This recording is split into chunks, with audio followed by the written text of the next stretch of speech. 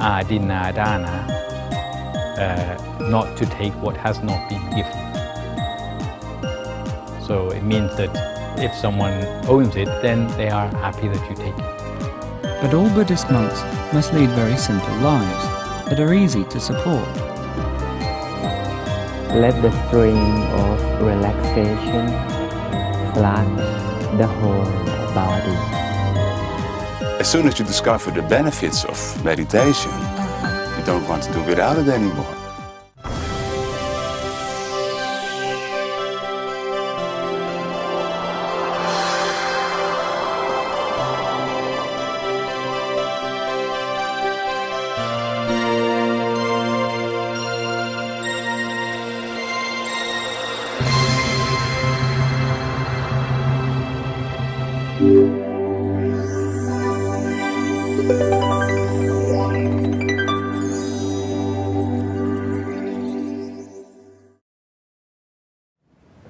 Swadika. Welcome to Meditation for All program. My name is Joy Vanishkun and I will be with you through the program today. We talk about sila or precept. It's a moral conduct that everyone in this society should practice regardless of their races, belief or faith. Today, Pat Nicholas Tanisaro will describe the components of the second precept and the third precept. The second precept, known as Atinatana, not to take what you have not been given. And the third precept is Kame Sumichajara, no sexual misconduct. If you have practiced sila or precept according to the Lord Buddha's teaching, you can be sure that this precept will lead you to the purity of mind, speech, and action.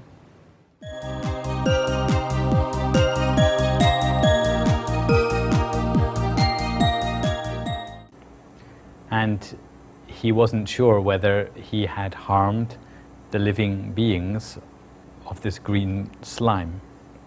And because of this doubt on his mind about the purity of his precepts, when he passed away, this happened to be the thing on his mind, instead of thinking about all the good things he had done as a monk, and he went to a bad rebirth as a result. So sometimes it's useful not only to know what the precepts are, but also to be able to be clear about what we mean by keeping the precept and what we mean, the sort of things which we can overlook. So for each of the precepts we have similar components. And if we look at the second precept, the precept concerning stealing, then again we have equivalent factors.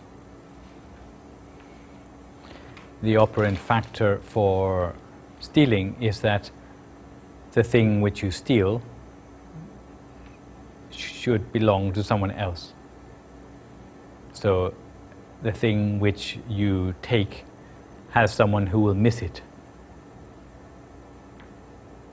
If you are, for example, in the middle of a forest and you want to eat a nut from a tree in the forest, unless that forest belongs to someone who inspects it every day to find out how many nuts have disappeared, then you don't need to worry about whether you are stealing or not. Also, in the olden days, in the fields of crops, if you were hungry on your way home across the fields, there was an agreement that you could pick things from the fields to eat as you were going along. So for example, if you saw some strawberries in the field, you could eat some strawberries on the way home and no one would criticize you for that. But you mustn't take a bucket with you and fill up the bucket with strawberries. You must eat only as much as you can eat on the spot, not to take a bag of strawberries home for your friends as well. So you have to know about what is the custom for the ownership of different things. There are some things which are common property. Some people, when they go to their office, they think that because they are employed in a company, they may help themselves to all the paper clips and elastic bands and stamps, etc. from the office. In fact, that may not be true. Usually your employer didn't intend you to help yourself to all of these things. If you are in doubt, then you should ask first. And if you look at the words of the second precept, adinadana, not to take what has not been given. So it means that if someone owns it, then they are happy that you take it. So you don't break with that principle. So for the second precept, firstly, you should, for something to be breaking the second precept, you must know that it doesn't belong to you, and it belongs definitely to someone who is not you.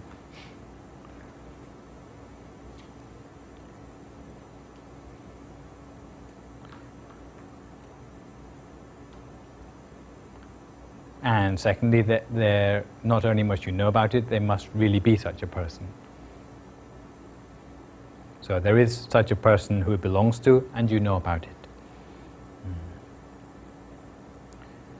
Thirdly, you have the intention to steal it, which means that you don't want to return it.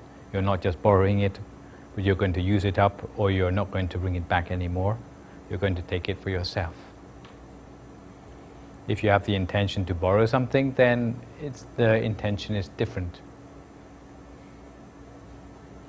But often it's not good manners to take things which a person might need while you are using it. And then you need to put in some effort to steal that object. For example, if you want to steal a table, then you have to lift the table off the ground. If you want to steal a chicken, then you have to pick up the chicken off the ground and put it in the bag or whatever. So it needs some effort on your behalf. If you're the bank robber, then you need to pick the safe. And you must really, the point where you obtain that object is normally the point where it leaves the property of that owner. So the moment you take it outside their house, the moment you remove it from its original place, then that is said to be the point where you have officially broken the second precept. But these days it becomes rather vague about what we mean by stealing, because some things, they are not even concrete objects anymore, and they can still come within the definition of stealing. For example, if you take something which has a copyright, do you worry about it or not? In some countries they have copyright laws. For example, if you want to use a piece of music, well, you can always ask it if you're in doubt. And there are many, usually these days they make it very convenient for you to pay the copyright fee for something. Things like computer programs become more nebulous. But again, there are many computer programs which are open software. They are freeware, which don't have an owner who is worried about the copyright on this software. I know some monks who are very strict, who they don't use Windows because they are afraid that Windows will be not the proper, the genuine identity. So they use Linux or something like that, because Linux is open software. So he can feel completely without guilt about using any of the software. But in Buddhist culture, normally it's not part of our tradition to limit the distribution of something which is good. If something is good, then we want to share it. We don't want to keep it back so that other people must pay us every time they have to use it. So often the whole law about copyright becomes rather, it seems like a little bit excessive sometimes for those in a Buddhist culture. Because if something's worth sharing, then it should be shared freely, we feel.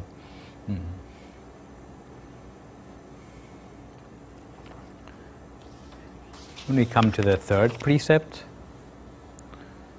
often people are in doubt about this because, again, there's a lot of rubbish which goes about in the name of Buddhist morality, especially concerning the third precept.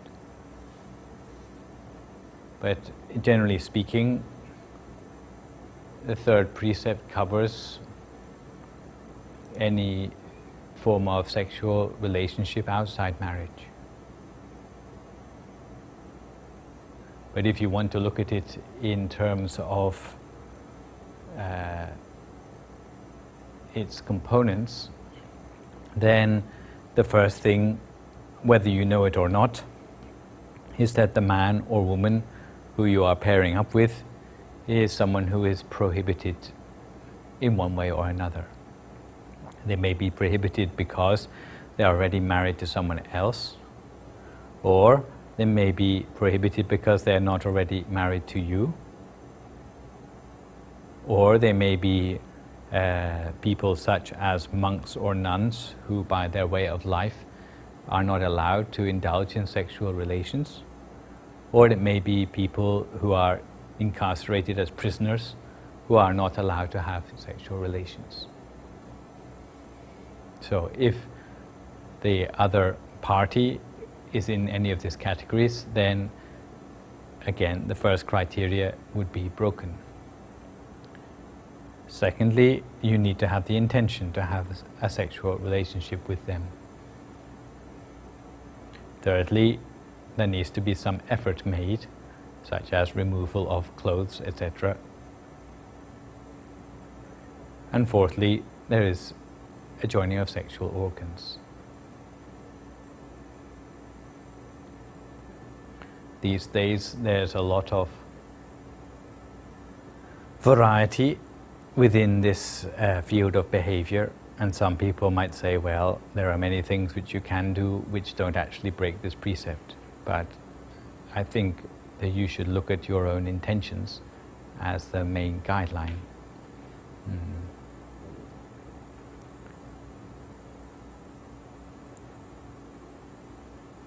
A lot of people say that, well, if you have some sort of long-term commitment, it's okay for anyone.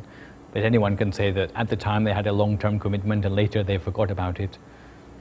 So I think we are better to follow what the Buddha actually said, which is what I've written down for you, rather than just to speculate about what the meaning might be in the present day. So, what's the new? Oh, well, I don't know, but there's no reason why that sort of relationship should break this precept if it's a long-term relationship. If they only have one couple, but if they have many couples, if they see many people in the same way, then obviously there's going to be problems because there's jealousies, and someone is going to feel that they are less favored than another, and even by common sense you can understand that there's going to be a lot of problems. So really what the people think is freedom is actually adding up to a lot of problems for them in the future. They may ignore the feelings of their other partners, but I don't think that is a very good example of a humane behavior. If they're supposed to really like the other person, then why don't they treat them nicely too?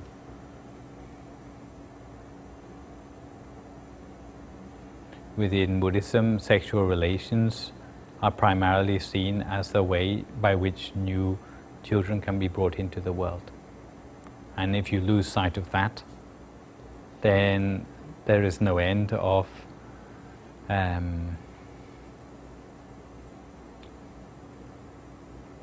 elaborations which really lead to no great benefits for society. For instance, family planning methods that people use have sexual relationship without intention to produce.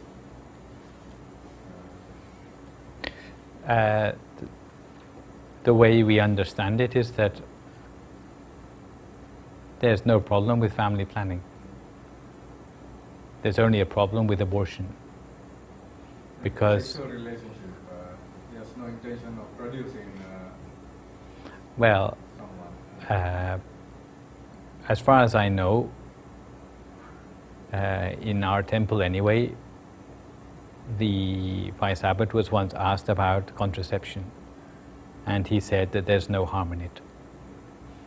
Because he said, if a visitor comes to your house and you don't let them in, then no harm is done. But if they're already in your house and you throw them out, then that is a way to make an enemy. So you can use this metaphor for the difference between contraception and abortion. Once a new life has come to grow within the woman and that is terminated, then it becomes a murder. It breaks the first precept. But normally people who practice the Dhamma will see beyond the mere entertainment value of a sexual relationship. Because they are trained to look for happiness in deeper places anyway. And especially for those people who keep 8 precepts on a regular basis, normally they can see beyond the superficial connection of a sexual relationship within a marriage. Really, it's responsible to use family planning. The main problem is unfaithfulness and lack of responsibility. These are the things which this third precept are trying to overcome.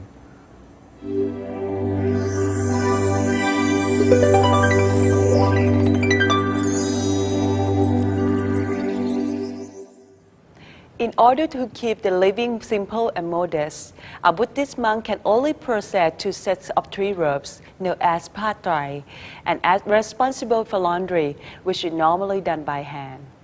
When come to the rainy season, when the sun shines scarce and clothes don't dry quickly enough, the 2 sets of robes prove to be inadequate. This is why the Lord Buddha allowed the monk to receive an extra robe from lay people before the start of the rain retreat. In the Buddhist culture, you will see a Buddhist tradition that has survived since the time of Lord Buddha.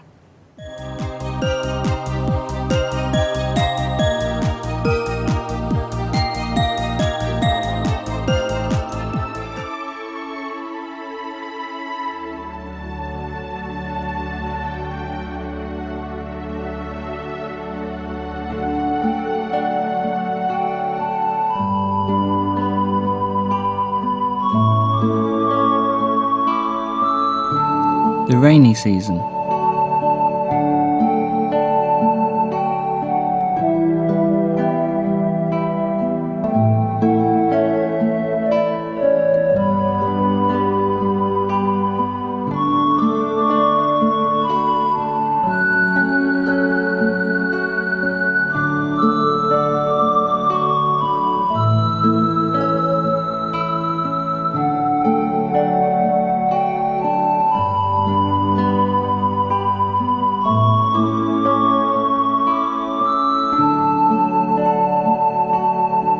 A Buddhist monk can ordinarily have only 2 sets of the 3 robes, called patrai.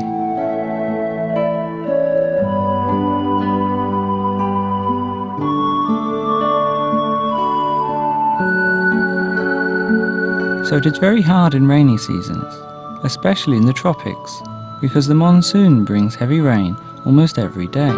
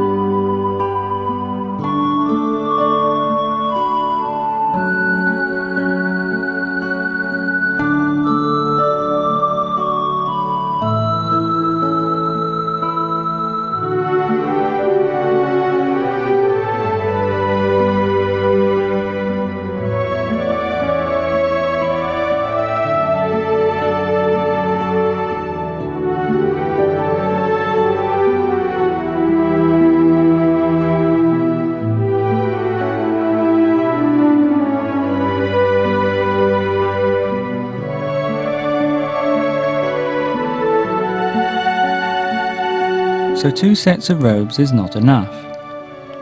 But all Buddhist monks must lead very simple lives that are easy to support. They wash their robes themselves, and always by hand, and not with a washing machine or dryer.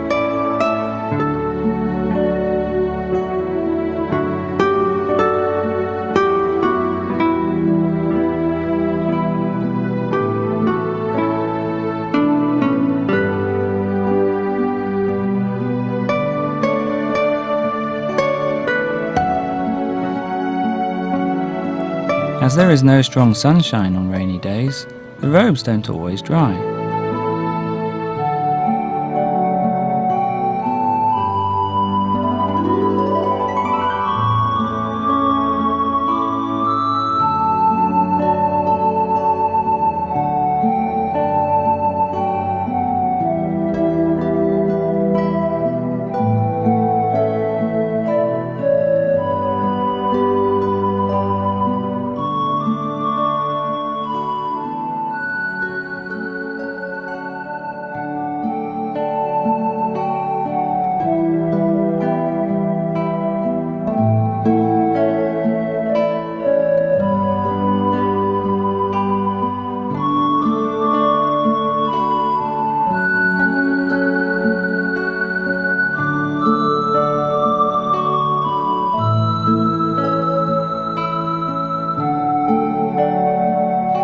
The laymen or women take care of this, as the Lord Buddha allowed his monks to receive another robe to solve the problem of rainy days.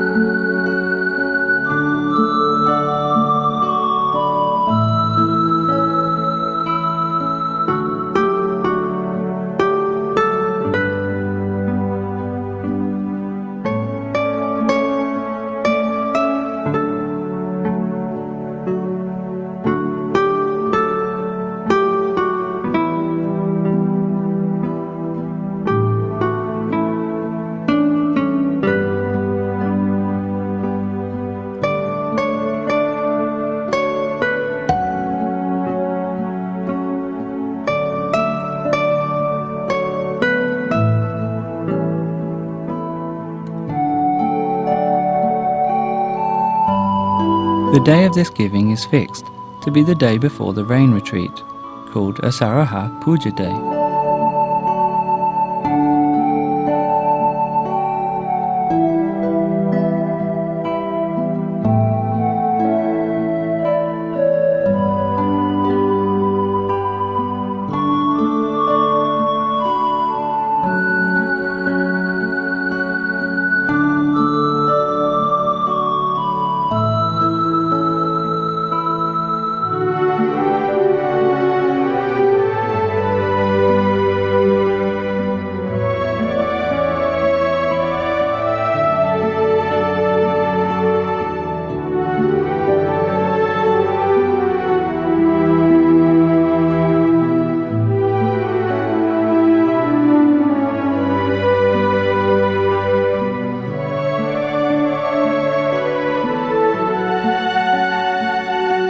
One more robe for the whole season of the rain. Contentment with simplicity is the foundation of inner peace.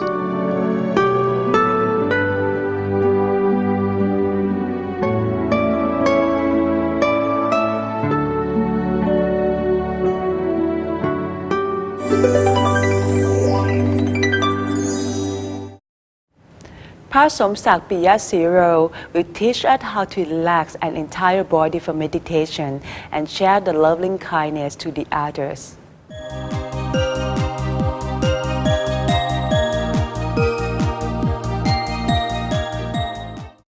How are you today? Welcome you back to the meditation session together. We meet here today and hope you have been enjoying meditation to yourself.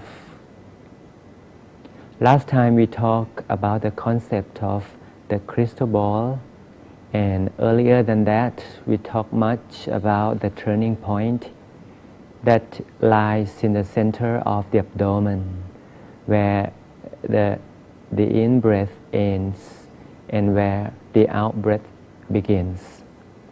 Here we have been enjoying the visualization of the crystal ball for quite a long time.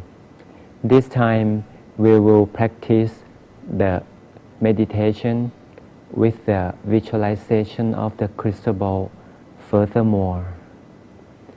Choose your favorite corner, choose your favorite sitting position, and then once you are settled down, relax.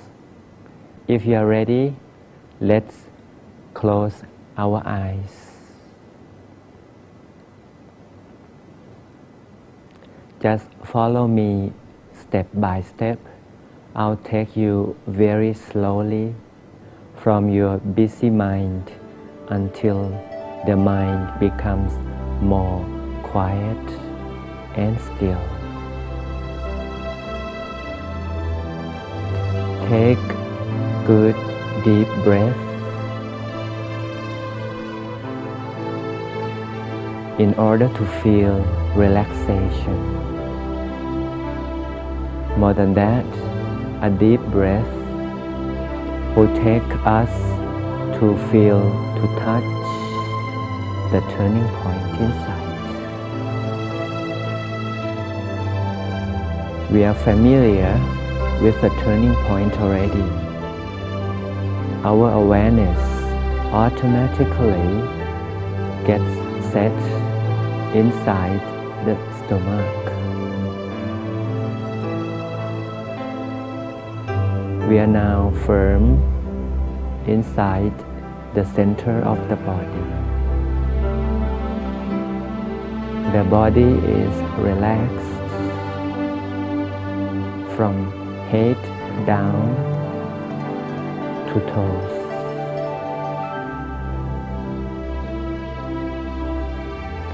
Feel relaxation that covers from head down the forehead,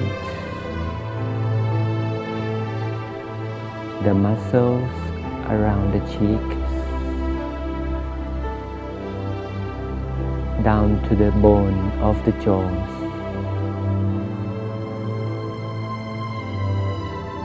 Let the stream of relaxation flood the whole body. The neck is relaxed. The shoulders, left and right.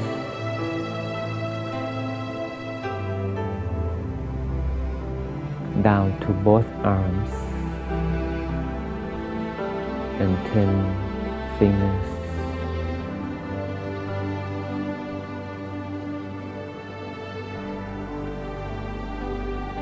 The stem part, the body part, is getting relaxed.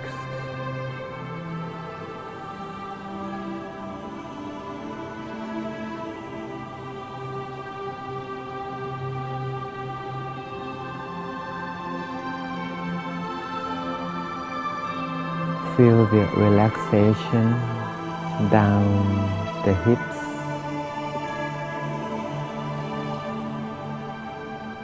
the upper legs, the knees, the thighs, down to the feet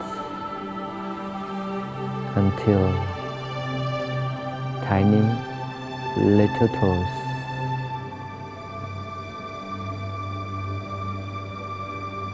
Allow relaxation takes over the entire physical body, as if the whole body becomes weightless and could get mixed well with the air.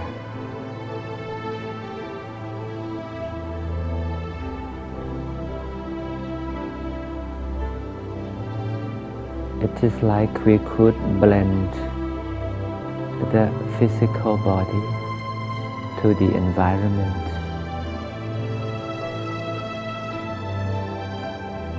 Relax again and again. Relax even more.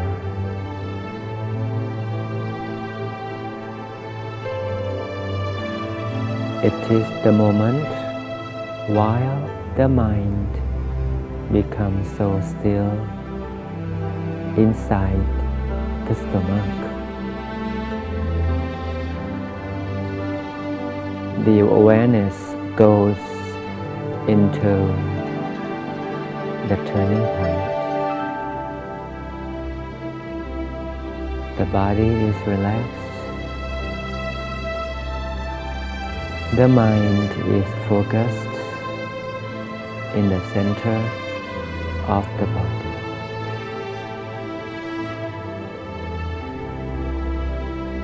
The crystal ball, as we have learned from previous classes, is the symbol of the mind. It is the object of our focus. The crystal ball is an imagination picture that appears like floating freely in the center of the body. We observe the round shape of the sphere form of this crystal ball. In the Buddhist belief, the shape of the mind is round as a sphere.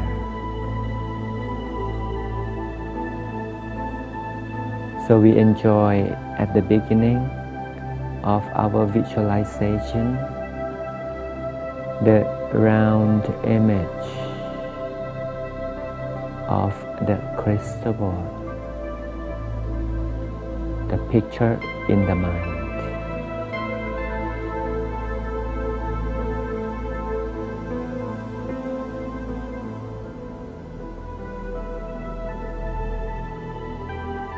The technique for the imagination is we shall never use force.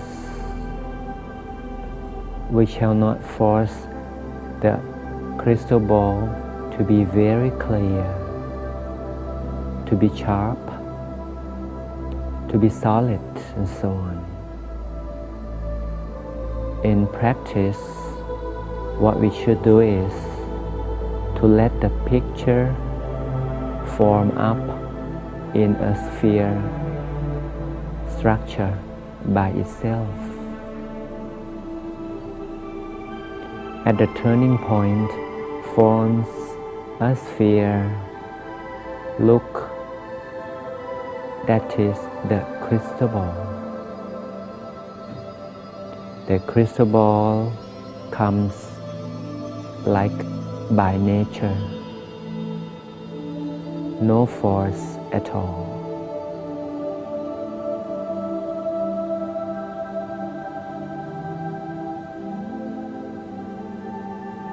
The more often we think of the crystal ball, the easier it could be.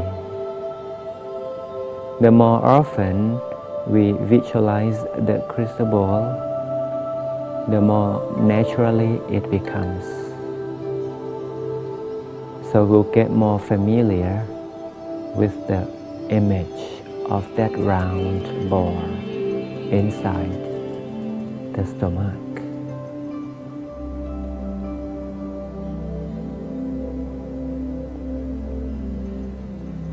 We might wonder if the crystal ball only an imagination. The answer is the actual shape, the real shape of the mind is a sphere, and we imagine the round sphere at the right place.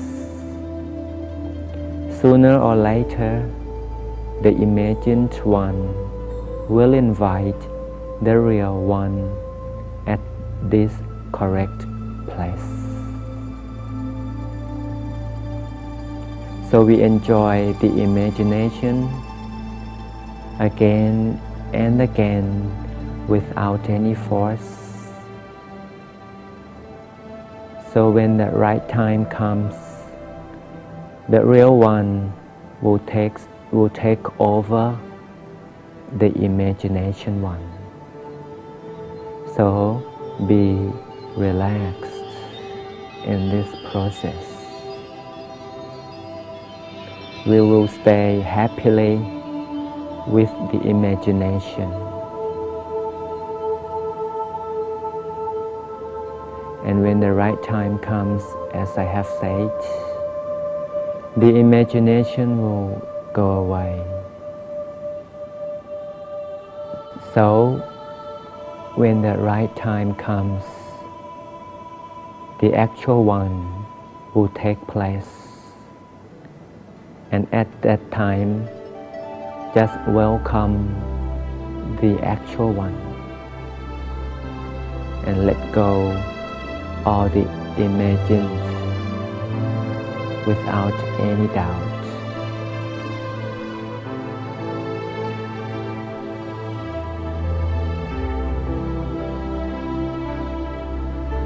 So let's spend this short period of time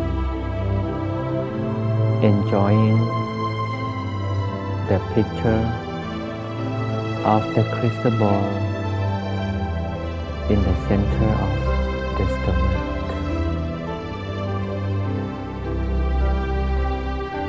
Observe its existence as it is. If it is about half clear, be contented with what it is.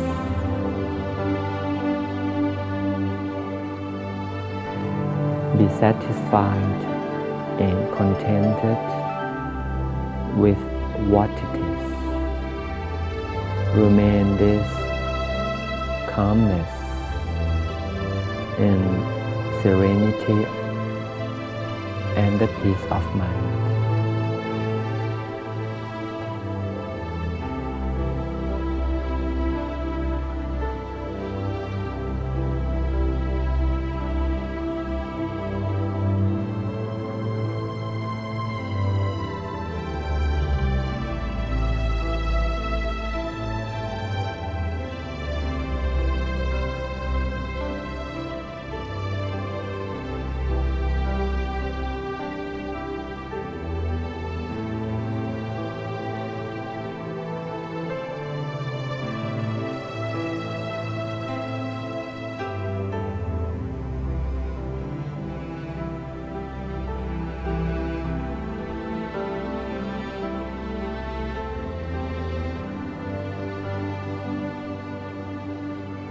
And before we exit meditation from inside, it is nice to share our peace of mind.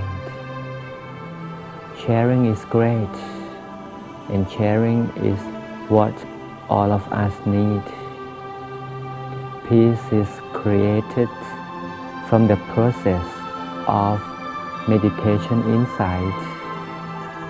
Now we start from that turning point. We expand the feeling of loving kindness outwardly,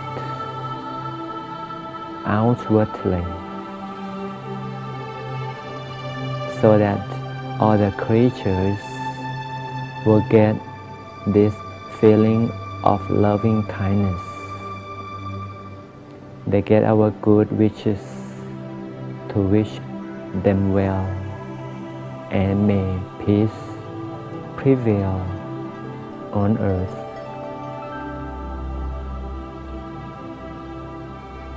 If we are ready, we could count from 3 to 0 to prepare to open the eyes to see the world that is greener than before.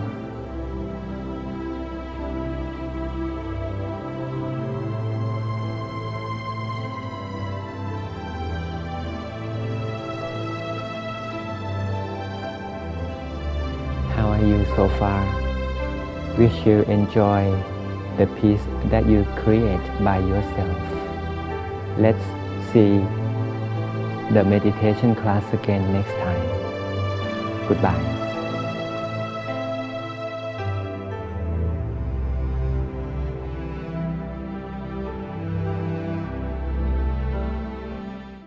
We will listen to Mr. Simon Dekken, an audio engineer from Netherlands, on his meditation experience. Mr. Dekken said that he had been forced into meditation because of his stress problem. He has started meditation already 2 years and very happy with his resolve and his stress management. He joined the Middleway Meditation Retreat program to practice Dhammakaya meditation method in order to learn into the higher level of meditation. He shares with us that after the good day of meditation, he felt like he had been showered with happiness and joy.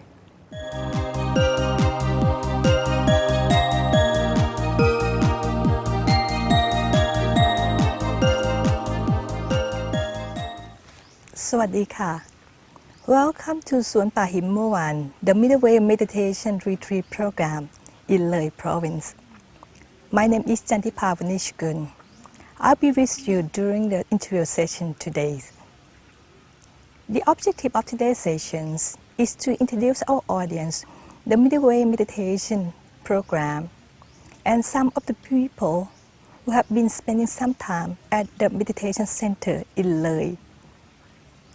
We have the opportunity during our program to interview each session, and some of the people who had the opportunity of spending some time at the meditation center in northeastern Thailand. Today, we have Mr. Simon Dekken from Netherlands. He would like to share with you his experience during his meditation retreat. Sawadee ka. Sawadee ka. Could you please introduce yourselves and tell us a bit about your background? Okay, I'm Simon Dekken from the Netherlands. I'm 49 years old. My work is mostly audio afterworks, sound composing and sound design. And I like to travel a lot. And I have a big family with a lot of brothers and sisters. Okay, and you say you're sound engineer. Where do you work? It's a bit like for jingles or local people who work with electronic music. Mm-hmm. Not really bands with microphone techniques. But not in Thailand? No, just at home. Just at home. That's it. In Netherlands. And sound design too. Mm-hmm. So that's my main work actually. Yeah. You're the expert of sound. Yeah, I started off with synthesizers in the 70s, and you didn't have memory at the time, and it was all monophonic, so you learned to make or to use sound. So that was my entry of the audio business. Okay. And how did you find out about this meditation retreat program? I intended to go to Thailand and do a meditation program because I do meditation almost for 2 years. Okay. So you mean you practice meditation before you came over? Yeah, that's right. Because okay. I suffered from hyperventilation, so I had to find a way. And in Holland we had a kind of stress management. Okay. They call stress management. And I discovered that it's also a kind of meditation, because after a month I really felt peaceful, quiet, and did not have really problems anymore with it. I have hyperventilation, so more or less I was forced into meditation. Oh. So that's why I'm here.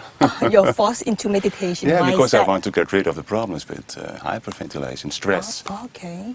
And so you have been practiced meditation before with that. You cannot get rid of your stress and tension before? Yeah, that meditation, that was like also close your eyes, focus on one picture, and just transport your mind to all kind of limbs and make it heavy, just so to relax the muscles. And after a month, I feel really peaceful. And I have serene images and no negative thoughts, no anger. So that was a bit, yeah, ideal. And you practiced meditation before, and what's make you want to try this kind of meditation? I Is want it to reach, different? I want to reach a different level, more deeper, or maybe to more layers. To find more layers, yeah, it's And- interesting. And as soon as you discover the benefits of meditation, you don't want to do without it anymore. So I implement it great. already in my life every day, an half hour. Are you happy with Yeah, this kind yeah, of yes, meditation really, now, yeah. which will bring you deeper into the Absolutely. higher level of meditation? Absolutely. It brought me Okay, some new that's great to experience. hear. Yeah. Okay, this is like a new thing that you learn here. This is the first time that you learn this kind of meditation? Yes, that's right. Okay, That's and right. okay, and maybe you can explain your feeling of during your meditation here. Here. Yeah. Okay. Okay, you're in a group and all the people are on the same trip, more or less. You know, so that's nice to learn also. People from 12 various nationalities. countries. Yeah, 12 nationalities, I think. Because, of course, I'm doing it already for almost 2 years. My level is, of course, different than people who do it for the first time. Okay. And people do it for the first time here, they immediately do it 4 hours a day, so that's quite, you know. So my concentration level, I can pretty control that to go to that crystal ball that we use here, or sun or moon. And yeah, I really love it. You love it, Yeah. and you have good experience. Yes, yes. It's just sometimes you see a bright light and it's really expanding, and it feels like sometimes like a shower, and a shower of happiness and joy. And That's great to hear. Yeah. Okay, and maybe you want to share the techniques that you use during your meditation. it's a bit mixed what I've done before, of course. And yeah, first you have to relax your muscles, and let me think. Well, it's a tricky one. To get into that. All the time, if you get distracted, when you start with meditation, often you are distracted to thoughts, incoming thoughts. As soon as you discover, okay, I'm distracted, I have to go to that ball again, then I have that, often that very good feeling. I see colors, violet, green, or sometimes images, sometimes three-dimensional visions. And sometimes after meditations, next meditation can be a bit less than the previous one, but don't have expectations. That's the main thing, yeah. And I had too much expectations, and sometimes I want to hold an image, but that's not good. You can't say, you can't control it, or you don't force it. Let it just go. Have to let it go. Yeah, Just let it be go, relaxed, yeah, what you yeah. say. And yeah, that's getting better all the time. Oh, that's nice. And what is your feeling of the day after having a good meditation? The feeling. Yeah. Yeah, I feel happy and just enjoy life. Enjoy life. Yeah. And what I said here on this retreat, the people are all on the same trip or on the same thing, and everybody wants to learn that meditation. So. And you've been practice meditation for over 2 years. Almost 2 years. Yeah, it means you do it every day. Yeah, I implement it in my life. How long that you do it each day? Mostly in the morning, and a half hour at least, sometimes 40 minutes. Sometimes I forgot time, and that's good. Then it's certainly 45 minutes, and that's good. So, and if I have, sometimes you have kind of drawback with the problems of hyperventilation, I do it 2 times, I raise the amount of meditations. Okay, it means like it looks like you're using meditation in your daily life now. Yeah, You use it. yeah, absolutely. I can't do without anymore. How long have you practiced this kind of meditation? This? Yeah, this kind of. This type of meditation, this is my 5th day. This is the fifth Dhammakai day. meditation. Yeah, yes, this is 5th day, and you have good experience with it. Yeah, I've got a deeper experience. I mean, the deeper layer or a deeper level, what we discuss, yeah. Okay. So it really works. Really Interesting. works. Yeah. What is the most impressive experience that you have received from this retreat besides of that meditation? Anything else? That is your most impressive Yeah. experience that you have right now. Yeah. Okay. What is your inspiration after you go back? After this retreat is over, that you plan to I go made with some it? new friends. I mean, that's also interesting always, you know. Uh-huh. And I think I'm continue this technique. I This continue this technique, and I think it will bring me to a next level. Okay. And it's like you looks very happy. But do you think that can meditation bring peace and happiness to people Absolutely, around the certainly, world? yes, absolutely. I think, well, there's an increasing number of people in the Western world who discover meditation. And meditation is a medicine, absolutely. And that's good. That's good. Instead of running to the doctor and get some pills or without taking away the cars. Okay. And many people have mentioned that meditation is an international practice. It's not restricted to one religion or any belief. But you kind of agree with that, I think, because you keep practicing meditation for over 2 years. Yeah, I subscribe to that. It's an international, although there are different techniques, like the Dhammakaya is different techniques. And in general, yeah, I think some techniques will more go to profound, more layers or levels you can reach with that. But I do think, yeah, it's an international, but Buddhism is also implemented in this Dhammakaya. And so you learn so much, learn about the history about Buddhism and meditation, so that's also good. But it's not necessarily one attached to a religion. Okay, but you say you use meditation throughout your life right now, just a daily life right now.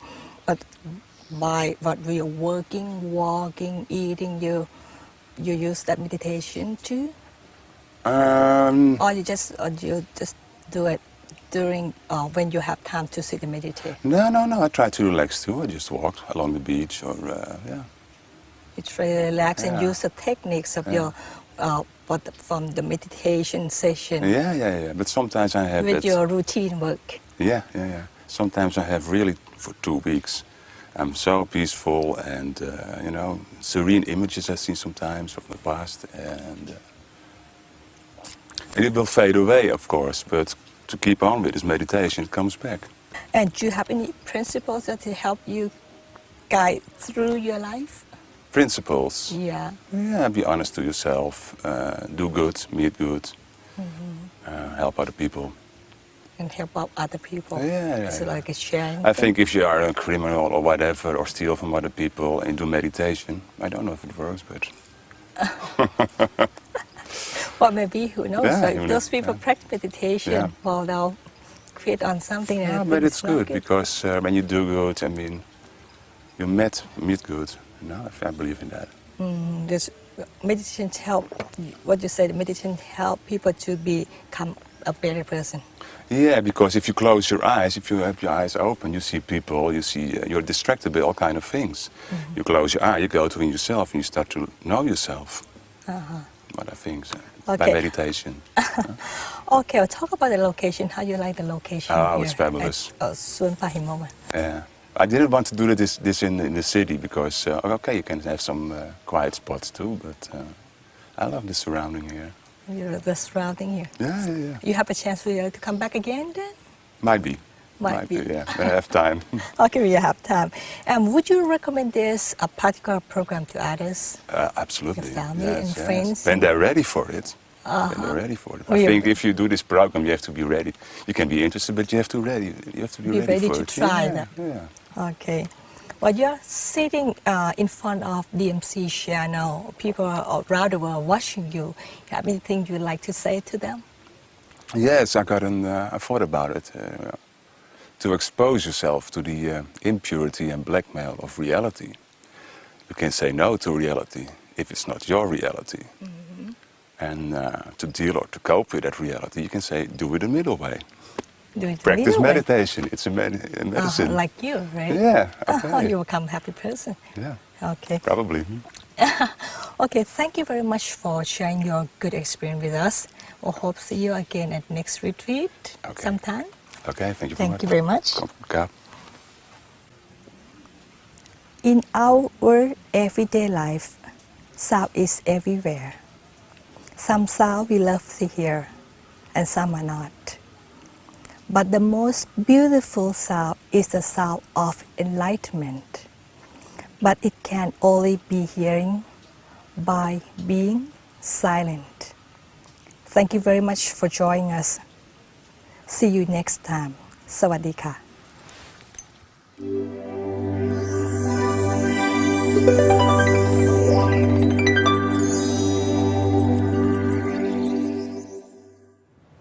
That is all for today. I hope you have enjoyed our program. Your comments and questions are most welcome and can be sent it to us at meditationforall@gmail.com.